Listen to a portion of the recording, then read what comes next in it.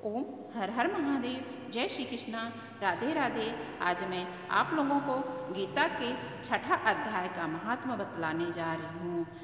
कथा करने से पहले आपसे अनुरोध करना चाहती हूँ कि यदि आप हमारे चैनल पर नए हैं तो कृपया करके लाइक करिए, सब्सक्राइब करिए, शेयर करिए। यदि हमारे चैनल पर पुराने बने हुए हैं तो आपको बहुत बहुत धन्यवाद। आपके ऊपर शिव जी की कृपा बरसती रहे। आइए कथा की ओर चलते हैं। श्री भगवान जी कहते हैं, सम्मुखी अब मैं छठे अध्याय का महात्मा बतलाता हूँ, जिससे सुनने वाले मनुष्य के लिए मुक्ति का मार्ग सुलभ हो जाता है।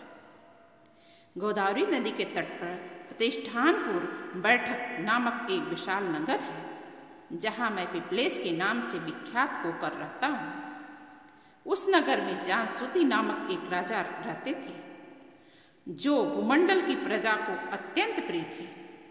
उनका प्रताप मार्तंड मंडल के व प्रचंड तेज के समान जान पड़ता था। प्रतिदिन होने वाले उनके यज्ञ के धुएं से नंदन वन के कल्प वृक्ष इस प्रकार काले पड़ गए थे, मानो राजा की असाधारण दानशीलता देखकर वे लज्जित हो गए हों। उनके यज्ञ में प्राप्त पुरोडांस के रस्वासादन में सदा आसक्त होने के कारण देवता लोग कभी प्रतिष्ठानपुर छोड़कर बाहर नहीं जाते थे। उनके दान के समय छोड़े हुए जल की धारा प्रताप रूपी तेज और यज्ञ के धुओं से पुष्ट होकर के मेघ ठीक समय पर वर्षा करते थे। उस राजा के शासन काल में इतियों खेती में होने वाले 6 प्रकार के उपद्रवों के लिए कहीं थोड़ा भी स्थान नहीं मिलता था और नीति का सर्वत्र प्रसार होता था। वे बावली, कुएं, पोखरे खुदवाने के बहाने मानो प्रतिदिन पृथ्वी के भीतर ही निधियों का अवलोकन करते थे। एक समय राजा के दान, तप, यज्ञ, प्रजा पालन से संतुष्ट होकर के स्वर्ग के देवता उन्हें वर देने के लिए आए। वे कमल नाल के समान प्रज्वल हंसों का रूप धारण कर अपनी पंख हिलाते हुए आकाश मार्ग से चलने लगे। बड़ी उतावली के साथ उड़ते हुए वे सभी हंस परस्पर बातचीत भी करते जाते थे। उनमें भद्राश्व आदि 2-3 हंस वेग से उड़कर आगे निकल गए। तब पीछे वाले हंसों ने आगे जाने वालों को संबोधित करके कहा, अरे भाई भद्राश्व, तुम लोग वेग से चलकर आगे क्यों हो गए हो? यह मार्ग बड़ा दुर्गम है, इसमें हम सबको हाथ मिलाकर चलना चाहिए। क्या तुम्हें दिखाई नहीं देता? यह सामने की पूर्ण मूर्ति महाराज जांसूती का तेज पुंज अत्यंत स्पष्ट रूप से प्रकाशमान हो रहा है। उस तेज से भस्म होने की आशंका है, अतः सावधान होकर चलना चाहिए। पीछे वाले हंसों के ये वचन सुनकर आगे वाले हंस हंस पड़े और उच्च स्वर से उनकी बातों की अवहेलना करते हुए बोले, अरे भाई, क्या इस राजा जांसूती का तेज ब्रह्मवादी महात्मा रैक्व के तेज से भी अधिक तीव्र है?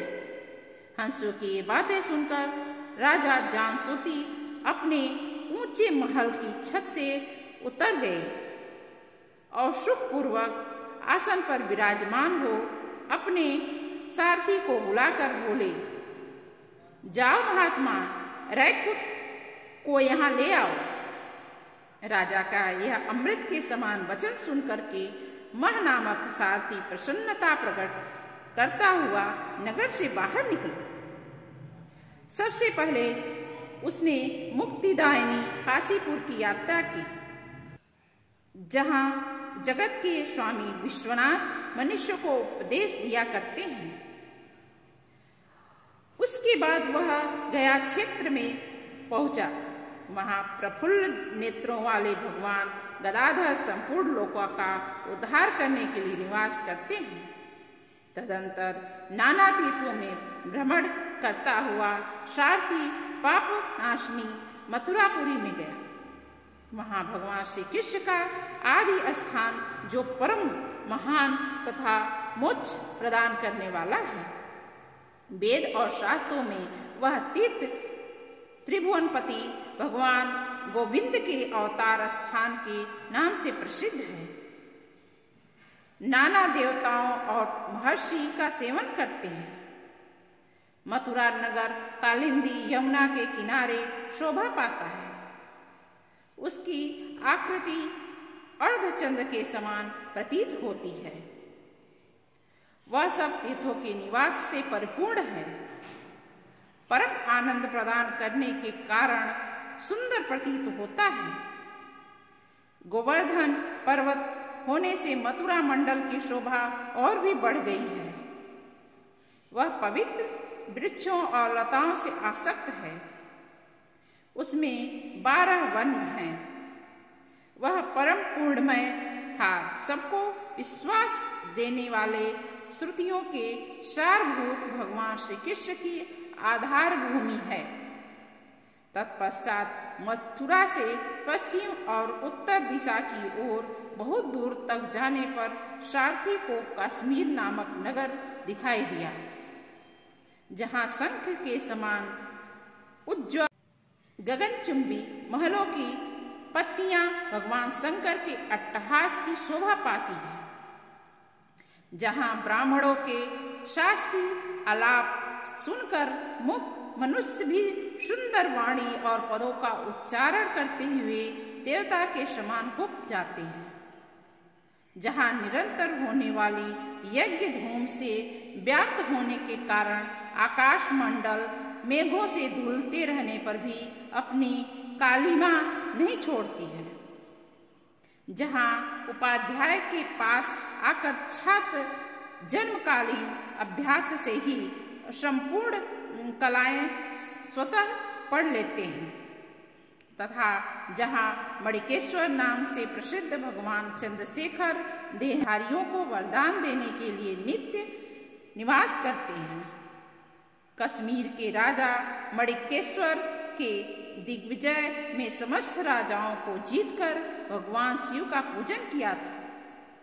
तभी से उनका नाम मणिकेश्वर हो गया था।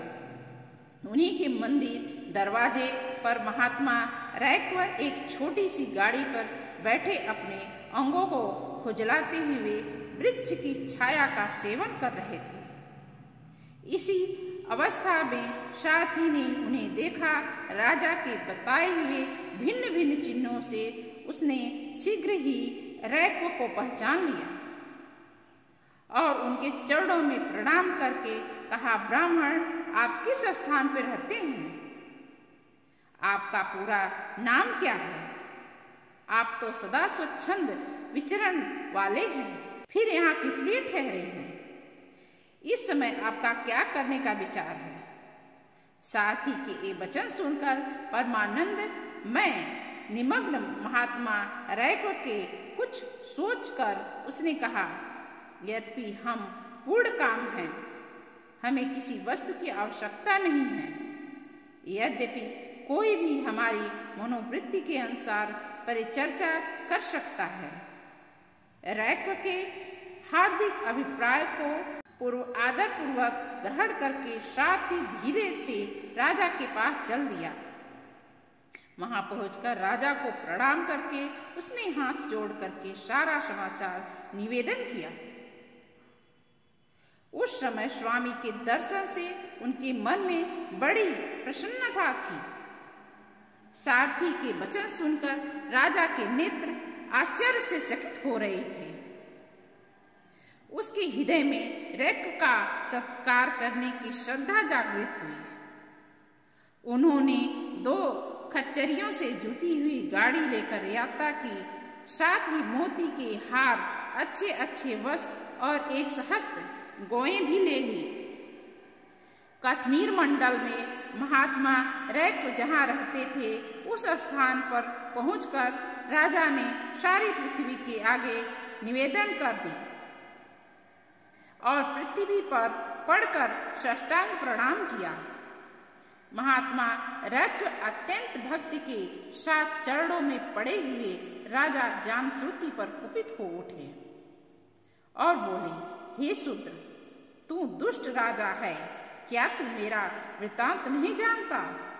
या खच्चरों से जुती हुई अपनी गाड़ी, ऊंची गाड़ी ले जाओ, ये वस्त्र, ये मोतिया के हार और ये दूध देने वाली गौएं भी स्वयं ही ले जाए। इस समय आज्ञा देकर रैक्व ने राजा के मन में भय उत्पन्न कर दिया। तब राजा ने श्राप के भय से महात्मा रैक्व के दोनों चरण पकड़ लिए और भक्ति पूर्वक कहा, ब्राह्मण, मुझ पर प्रसन्न हो जाइए। भगवान, आप में यह अद्भुत महात्मा कैसे आया है? प्रसन्न होकर मुझे ठीक ठीक बताइए। रैक्व ने कहा, राजा, मैं प्रतिदिन गीता के 6ठे अध्याय का जप करता हूँ। इसी से मेरी तेजो राशि देवताओं के लिए भी दुसह है। तदंतर मैं बुद्धिमान राजा जामश्रुति के यत्न पूर्वक महात्मा रैक्व से गीता के 6ठे अध्याय का अभ्यास किया, जिससे मुझे मोक्ष की प्राप्ति हुई। रैक्व पूर्वत मोक्षदायक गीता के 6ठे अध्याय का जप जारी करते हुए भगवान मणिकेश्वर के समीप आनंद मग्न होकर रहने लगे। हंस का रूप धारण करके वरदान देने के लिए आए हुए देवता भी विस्मित होकर स्वेच्छानुसार चले गए। जो मनुष्य सदा इस एक ही अध्याय का जप करता है, वह विष्णु के स्वरूप के प्राप्त हो जाता है, इसमें तनिक भी संदेह नहीं है। गीता का 6ठा अध्याय आपको सुनकर कैसा लगा? यदि आपको अच्छा लगा होगा तो कृपया करके लाइक जरूर कीजिएगा और कमेंट में जरूर लिखिएगा। जय श्री कृष्णा, राधे राधे, ओम हर हर।